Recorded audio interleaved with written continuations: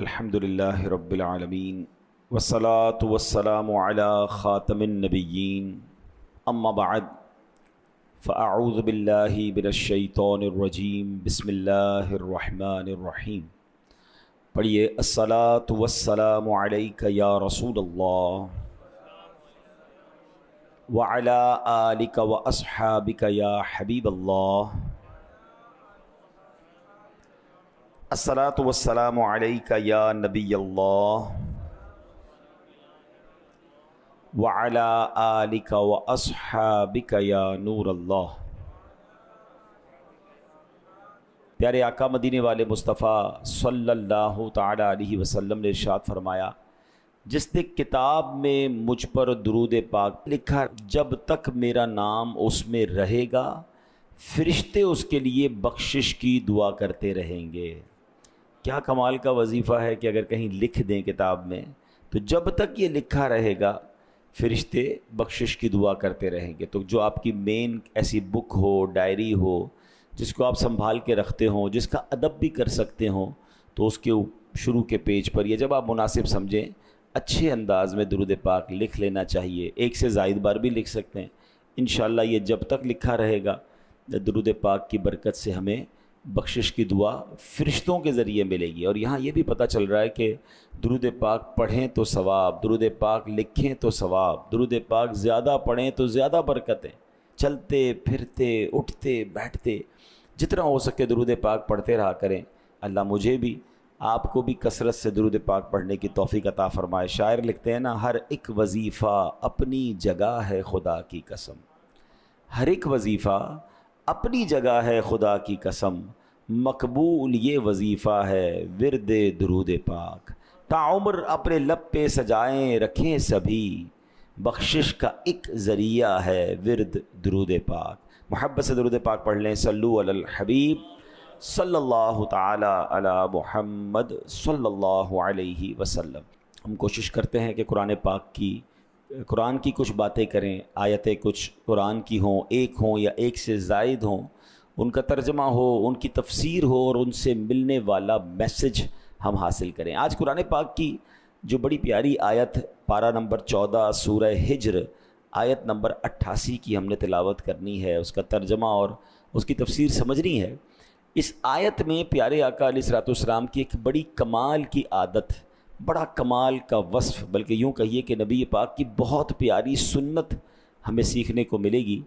اور یہ سنت آج کل بہت کم ہو گئی ہے، ایسا لگتا ہے کہ لوگ بھول بھی گئے ہیں، بلکہ شاید ایسا بھی فیل ہوتا ہے کہ لوگوں کو یہ پتہ ہی نہیں کہ یہ بھی سنت ہے۔ بہت ساری سنتیں کے بارے میں پتہ ہے، مگر کچھ سنتیں ایسی ہیں کہ جن کے بارے میں لوگوں کو پتہ بھی نہیں کہ یہ سنت ہے۔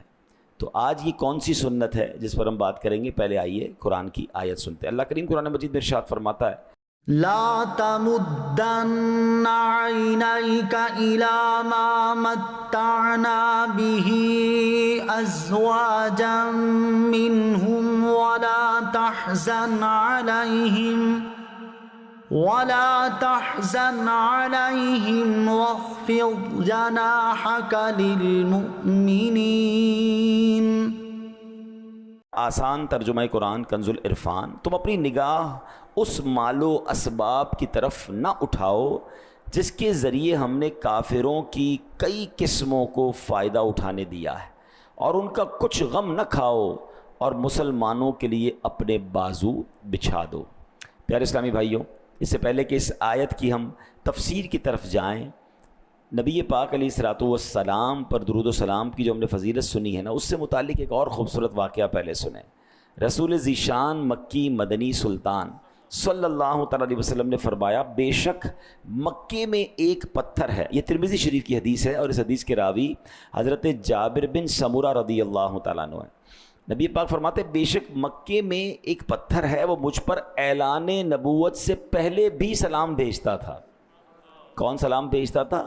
پتھر سلام بھیجتا تھا۔ آپ علیہ الصلوۃ والسلام نے اس پتھر کے ساتھ اظہار محبت کرتے ہوئے فرمایا، انی لأعرفہ الآن، یعنی بے شک میں اب بھی اس پتھر کو پہچانتا ہوں۔ اب علماء نے بڑی پیاری بات لکھی کہ جب پتھر سلام کرے، بے جان ہے، آقا اسے یاد رکھیں، اس سے اظہار محبت فرمائیں، اسے اپنے دل میں جگہ دیں، اسے پہچانیں۔ تو اگر کوئی نبی پاک کا امتی ہو، اشرف المخلوقات ہو، اور محبت رسول میں درود بھی پڑھے، میلاد بھی بنائے، ان کا ذکر بھی کرے، تو سوچئے نبی پاک علیہ الصلوۃ والسلام ان سے کتنا راضی ہو جائیں گے۔ تو درود پڑھنا، ذکر مصطفیٰ کرنا، ایسے نیک اجتماعات میں شرکت کرنا نبی پاک کی رضا کا بڑا خوبصورت سبب بن سکتا ہے۔ کیا خوبصورت بات سیدی اعلیٰ حضرت امام اہل سنت اپنے کلام میں لکھتے ہیں، جنہیں مرکد میں تا حشر امتی کہہ کر پکارو گے۔ مرکد کہتے ہیں قبر کو۔ یا رسول اللہ، جن خوش نصیبوں کو آپ قیامت تک امتی کہہ کر پکاریں گے، کیونکہ روایتوں میں یہ بھی مضمون ملتا ہے کہ آج بھی رسول پاک اپنی قبر منور میں اپنے امتیوں کو پکار بھی رہے ہیں، یاد بھی کر رہے ہیں۔ جنہیں مرکد میں تا حشر امتی کہہ کر پکارو گے، ہمیں بھی یاد کر لو ان میں صدقہ اپنی رحمت کا۔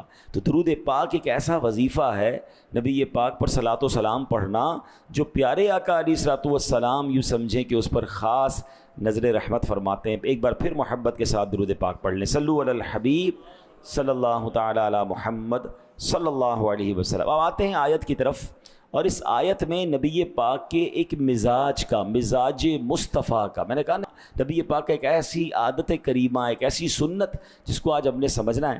کیا ہم نے سنا؟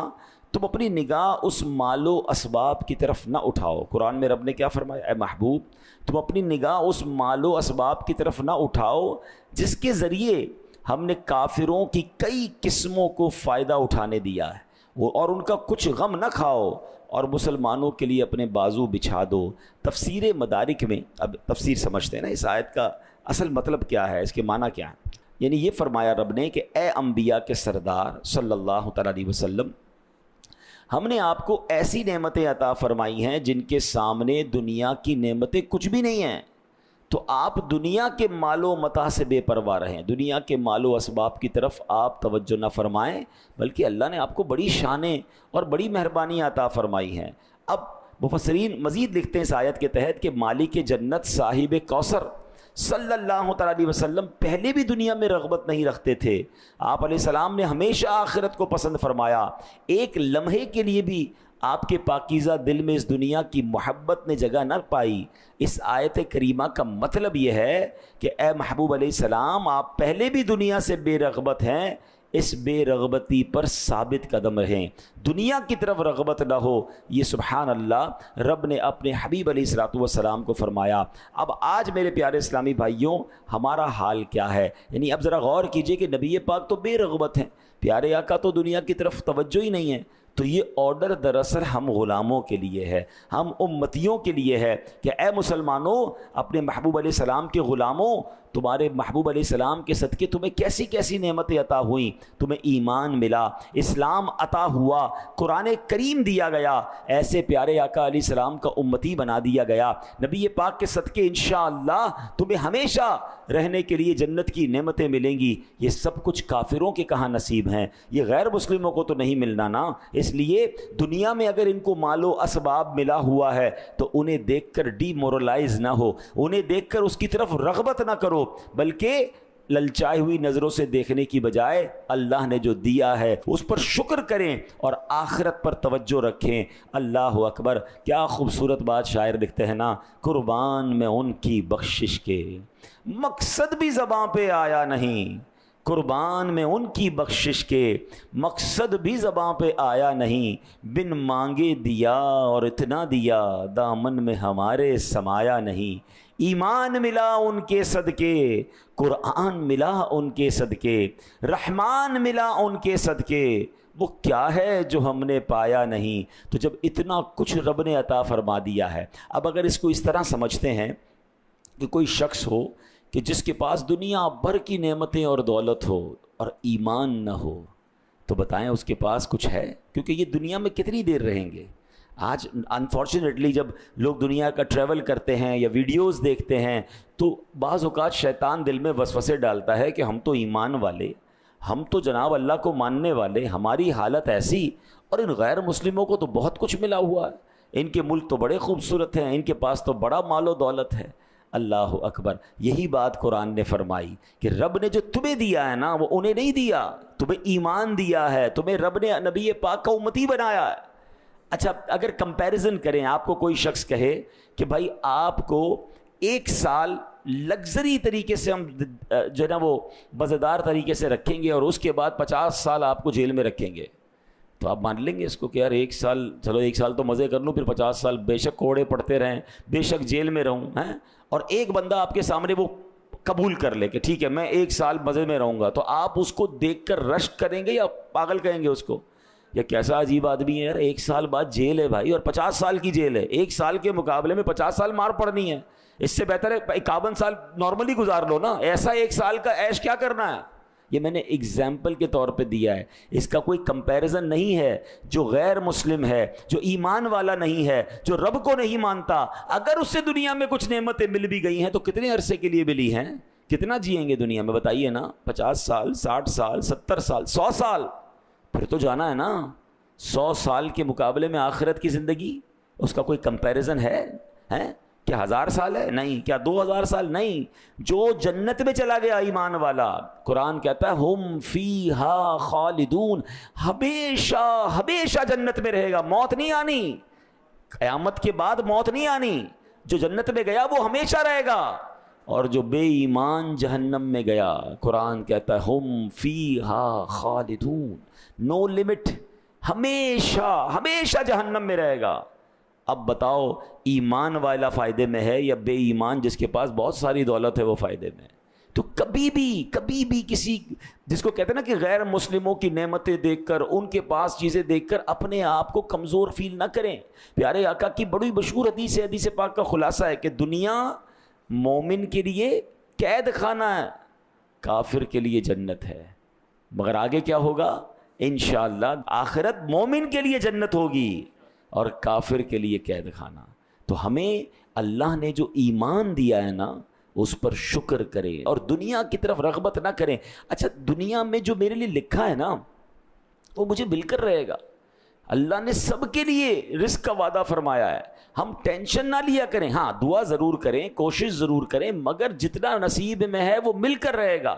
اور اس دنیا میں ہم کچھ عرصے کے لیے آئیں. اب ذرا آگے آپ سنیں گے, اگر کسی تکلیف میں ہیں, نوکری کر رہے ہیں, یا جناب گھر کمزور ہے, یا اپنے پاس قرضہ ہے, یا کسی تکلیف میں ہیں, امید ہے کہ آج بہت دلاسے کا سامان ہوگا کہ جس رب کے حبیب کے صدقے یہ دنیا بنائی گئی ہے.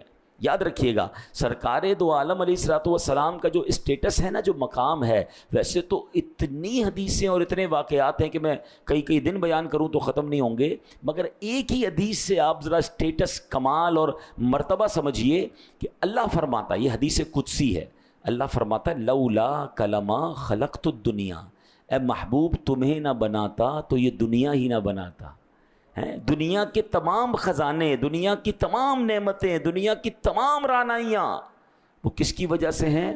وہ سرکار دو عالم علیہ السلام کی وجہ سے. آپ وجہ تخلیق کائنات ہیں, ٹھیک ہے نا. اب ان کے لیے خزانہ کیا تھا, ان کے لیے نعمتیں کیا ہیں, جب رب نے سب بنایا انہی کے لیے, مگر ان کا لائف اسٹائل کیا تھا. میں نے کہا نا آج پیارے آقا کا ایک لائف اسٹائل ہم سمجھیں گے اور ایک سنت سمجھیں گے, اور وہ ہے زہد, دنیا سے بے رغبتی, کوئی اٹریکشن نہیں تھی ان کو دنیا کی طرف. اور اب آپ سنتے جائیے.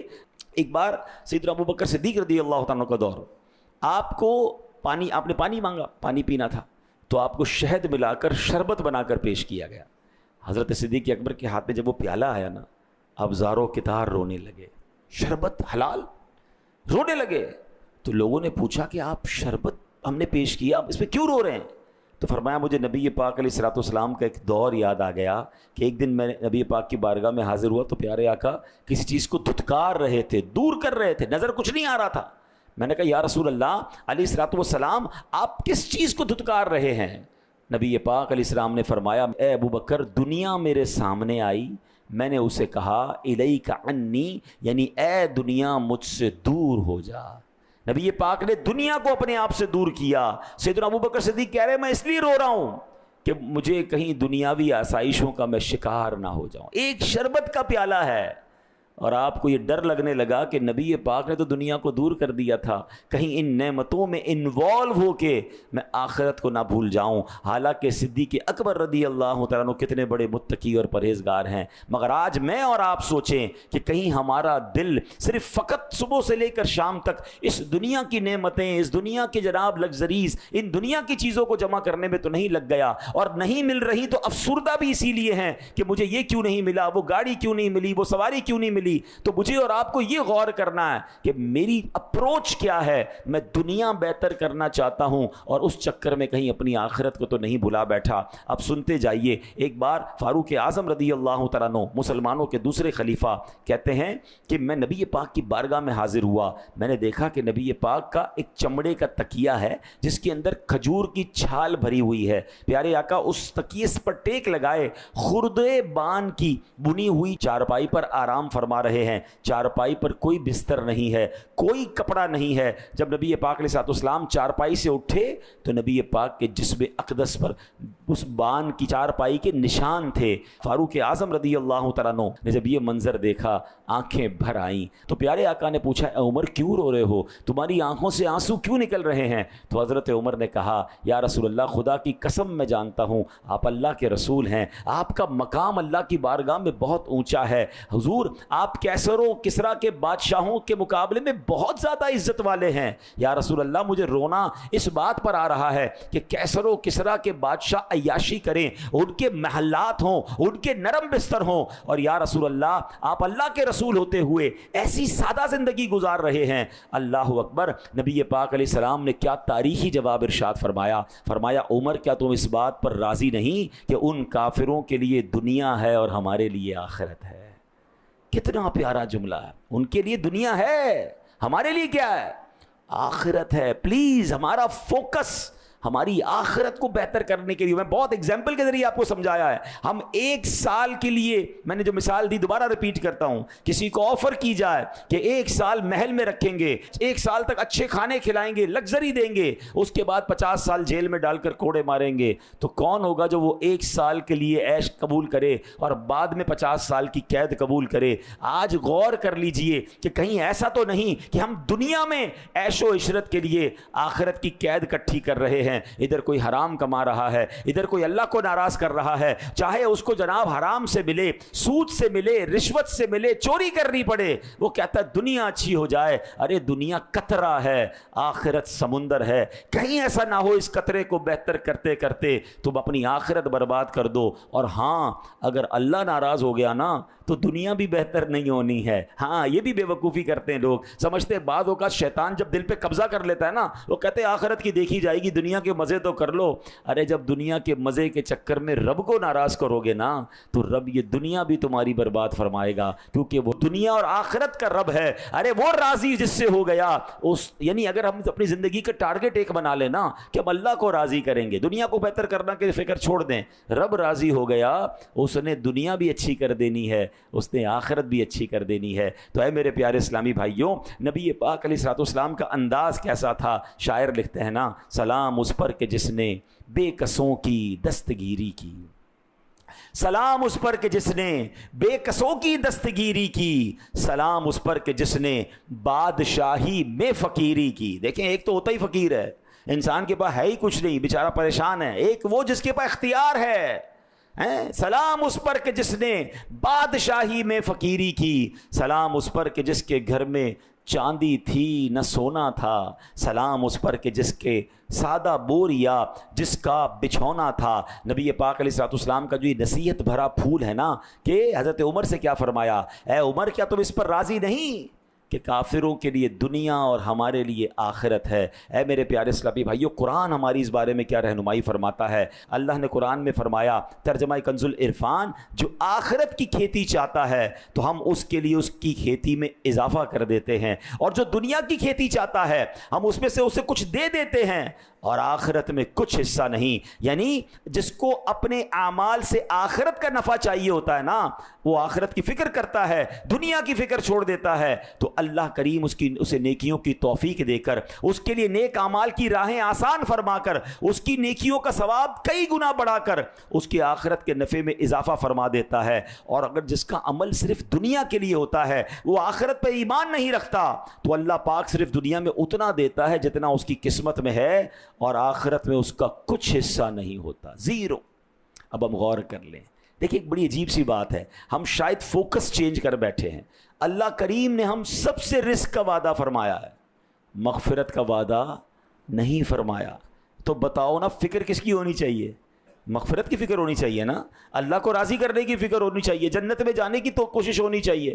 جس چیز کا وعدہ نہیں ہے اس کی ٹینشن کسی کو نہیں ہے. جس چیز کا وعدہ ہے، اے بندو تمہیں رزق مل کر رہے گا، اس کی صبح و شام ٹینشن ہے. بالکل کام کرنا چاہیے مگر ٹینشن نہیں، اللہ پر بھروسہ.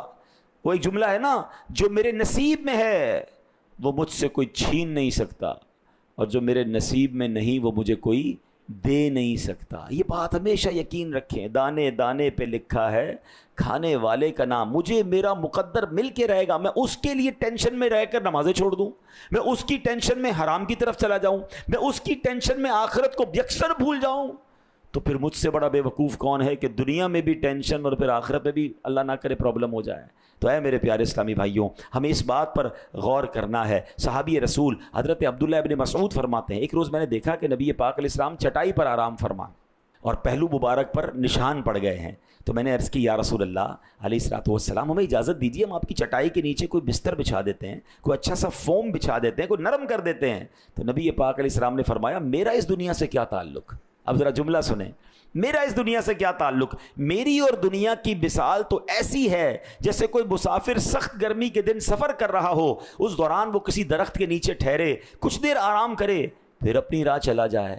کیا پیاری اگزامپل دی ہے. ہم اس دنیا میں مسافر کی حیثیت سے آئے ہیں. آپ سب میں سے بہت سارے لوگ ٹریول کرتے ہوں گے، کبھی کسی ملک، کبھی کسی شہر، کبھی ہم جاتے ہیں وہ ملک بڑا اچھا لگتا ہے. پاکستان کے ناردرن ایریاز میں جائیں، آبشار، اوچھناب، پہاڑ، موسم، بارش، سبحان اللہ. کبھی ایسا ہو وہیں رہ جائیں کہ چلو یار جگہ بہت اچھی، کچھ دن کے بعد پھر گھر آتے ہیں. بیرون ملک جاتے ہیں، کوئی ہوٹل میں رہتا ہے، بعض اوقات ہوٹل کا کمرہ اپنے گھر سے اچھا ہوتا ہے، لیکن ایسا تو نہیں ہوتا کہ یار اب میں نے یہیں رہنا ہے، کمرہ بڑا اچھا ہے. واپس کہاں آتے ہیں؟ گھر آتے ہیں. بڑی پیاری اگزامپل دی نبی پاک نے مسافر کی. ہم دنیا میں مسافر کی حیثیت سے آئے، گھر کہاں ہے ہمارا؟ گھر آخرت ہے. یاد رکھیے، ہمیں یہ بات ذہن میں بٹھانی ہوگی کہ یہ دنیا ایک امتحان اور دنیا ایک سفر ہے. اللہ کریم نے قرآن مجید میں ارشاد فرمایا، الذی خلق الموت والحیات لیبلوکم ایکم احسن عملا. اس کا کیا معنی ہے؟ ہم نے موت اور زندگی کو اس لیے بنایا کہ دیکھیں کون اچھے عمل کر کے آتا ہے. جناب ہم امتحان دینے آئے ہیں، وہاں چیک کیا جائے گا کہ اس دنیا میں کس نے اچھے عمل کیے. مگر کبھی ہم نے نہیں دیکھا کہ سفر کرنے والا مسافر کہیں دل لگا کر راستے میں ہی گھر بنا لے، راستے میں ہی وقت گزار دے، راستے میں ہی جناب زندگی گزار دے، واپس اپنے گھر نہ آئے. ہر مسافر کو گھر آنا ہوتا ہے. تو بس سمجھ لیجئے کہ یہ دنیا ہمارے لیے ایک سفر ہے. اس سفر کو اچھے انداز سے کنکلوڈ کرنا ہے. اصل منزل آخرت ہے. اگر اس دنیا میں رہ کر آخرت بہتر کر لی تو انشاءاللہ قیامت تک کی برکتیں قبر میں اور پھر انشاءاللہ جنت میں نہ ختم ہونے والی نعمتیں ملیں گی. اے میرے پیارے اسلامی بھائیوں، نبی پاک علیہ الصلوۃ والسلام کو ایک بار ایک زبردست آفر ہوئی. اب ذرا آفر سنیے گا. ہمیں کوئی آفر کرے تو ہم تو یوں پکڑ لیں اس آفر کو. میں تو خیر ایسی آفر ہو بھی نہیں سکتی، اس سے بہت کم درجے کی ہو تب بھی ہم خوشی سے اچھلنے لگ جائیں. حضرت خیثمہ رضی اللہ تعالیٰ عنہ فرماتے ہیں، اللہ پاک نے مالک و مختار نبی رسول ہاشمی صلی اللہ علیہ وسلم کو یہ پیشکش، یہ آفر فرمائی کہ اے محبوب علیہ السلام، اگر آپ چاہیں تو ہم آپ کو دنیا کے وہ خزانے عطا فرمائیں جو نہ آپ سے پہلے کسی کو ملے، نہ آپ کے بعد کسی کو ملیں گے. ذرا آفر سمجھ رہے ہیں؟ یعنی اب تک دنیا میں کسی کو نہیں ملے اور قیامت تک نہیں ملیں گے. تو اس کا مطلب یہ ہوا کہ اس وقت دنیا میں جو سب سے ریچسٹ بندہ ہوگا، دنیا میں جس ملک یا جس لوگوں کے پاس سب سے زیادہ مال و دولت ہے اور یہ دنیا کی سب سے لگژری چیز ہے، اس سے بھی ارفع و اعلیٰ، کیا فرمایا؟ قیامت تک کسی کو نہیں ملیں گے. اے میرے محبوب آپ کو وہ عطا فرمائیں. اللہ فرماتا ہے، اور ان خزانوں کے بعد آپ کی آخرت کی نعمتوں میں سے کمی بھی کچھ نہیں کی جائے گی.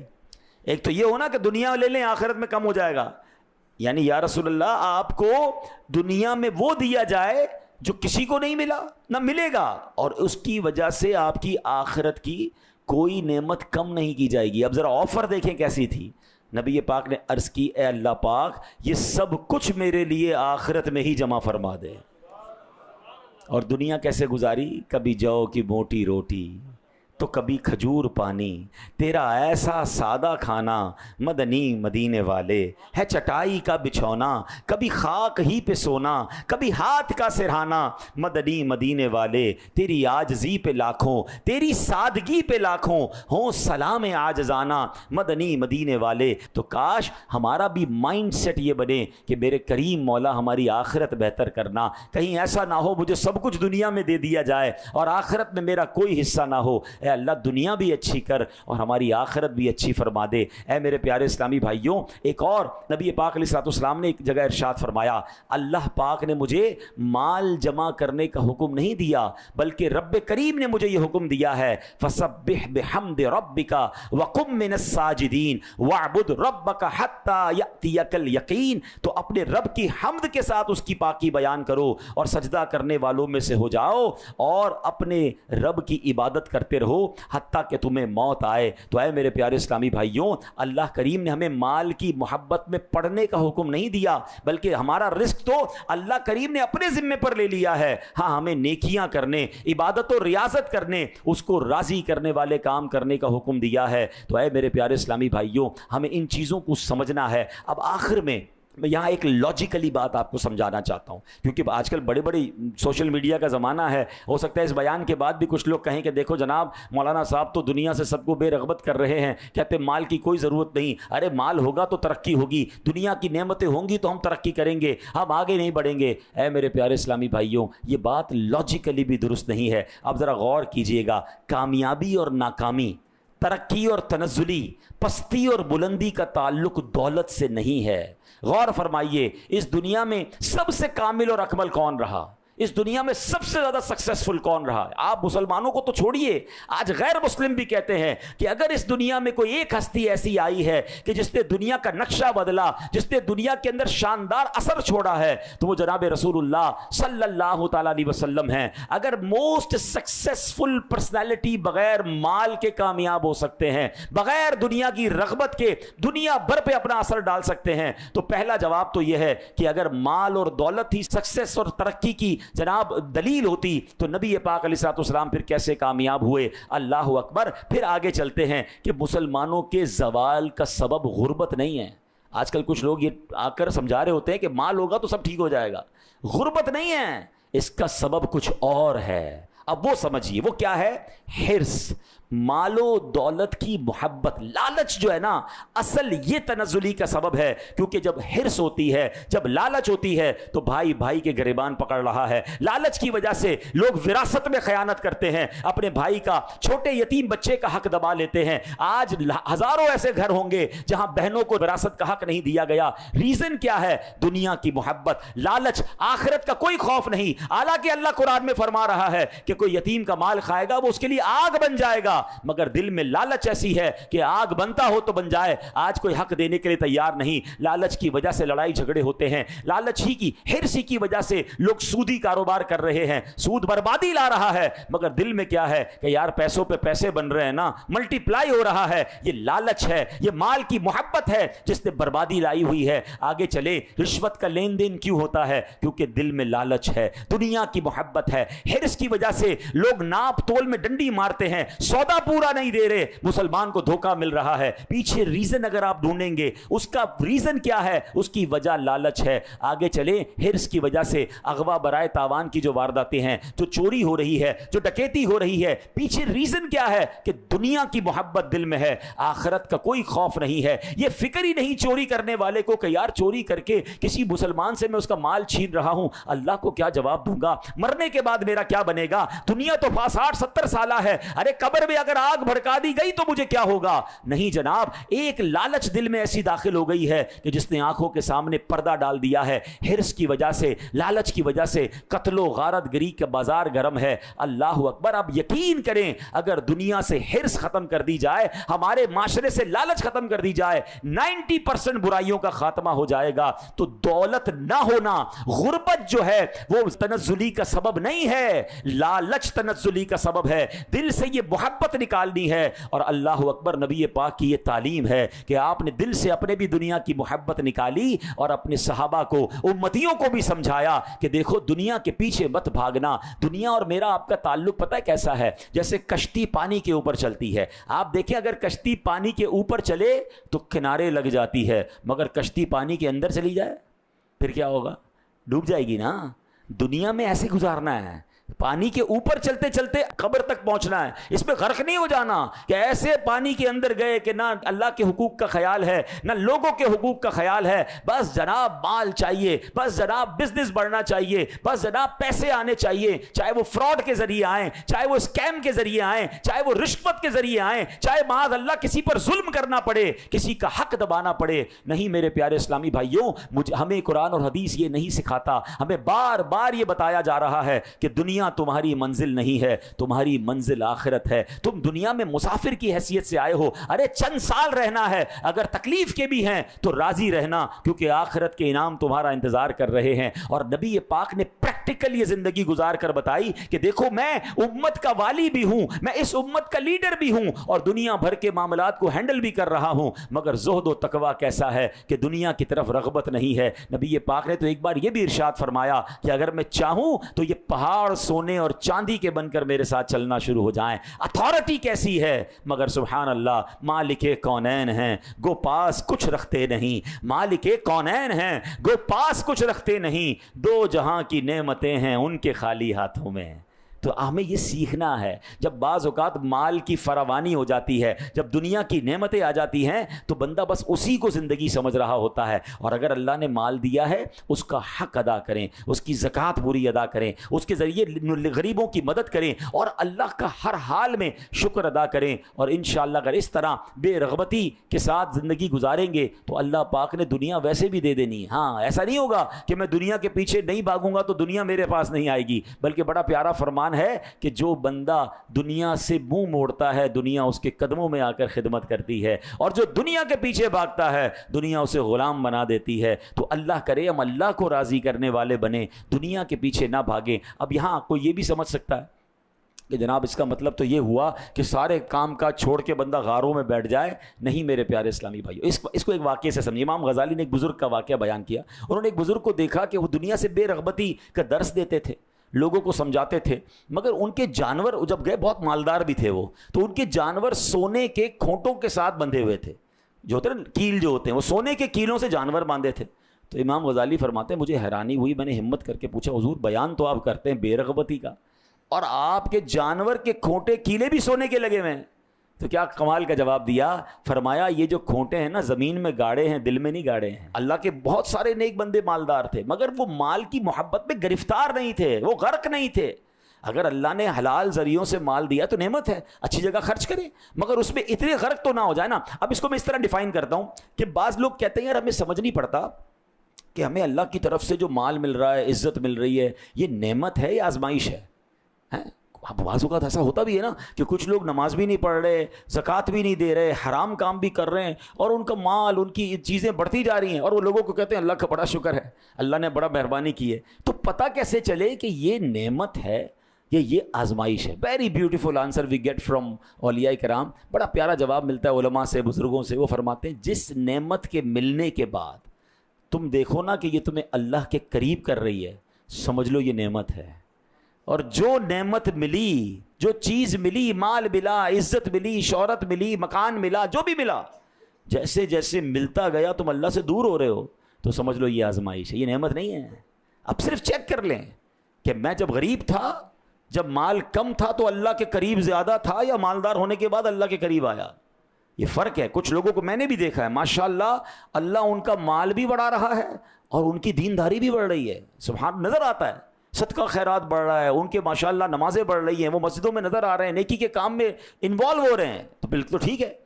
اور ہوا یہ کہ پہلی صف میں نظر آتے تھے، حضرت کہاں ہیں؟ وہ اصل میں ایک فیکٹری اور لگ گئی نا۔ ارے بھائی اب تو جمعے میں نہیں آ رہے، کدھر ہیں آج کل؟ وہ ذرا بزنس انٹرنیشنل بھی ہو گیا ہے نا۔ ارے بھائی کبھی تو کسی اچھے کاموں میں نظر آ جائیں۔ بس یار اب تو ٹائم ہی نہیں ہوتا، آپ کو پتہ ہے کتنا بڑا بزنس ہو گیا ہے۔ اب خود دیکھ لو، یہ بزنس تو بڑھتا گیا، یہ مال تو بڑھتا گیا، کہیں تم رب سے دور تو نہیں ہو گئے۔ یہ چیک کیجئے کہ نعمت ہے یا آزمائش ہے، آ جاؤ اپنے رب کی طرف۔ اللہ اگر دے رہا ہے، عقل مندی بھی یہی ہے کہ وہ نعمتیں بڑھائے تو ہم شکر بڑھائیں، ہم سجدے بڑھائیں۔ پرابلم یہ ہے وہ عطائیں بڑھاتا ہے تو کئی لوگ خطائیں بڑھاتے ہیں۔ اللہ کرے دل میں اتر جائے میری بات، نبی پاک کی یہ پیاری سنت جو زہد ہے، دنیا سے بے رغبتی ہے، ہم سب کو نصیب فرمائے۔ اللہ پاک ہم سب کو عمل کرنے کی توفیق عطا فرمائے۔ صلو علی الحبیب صلی اللہ تعالی علی محمد صلی اللہ علیہ وسلم۔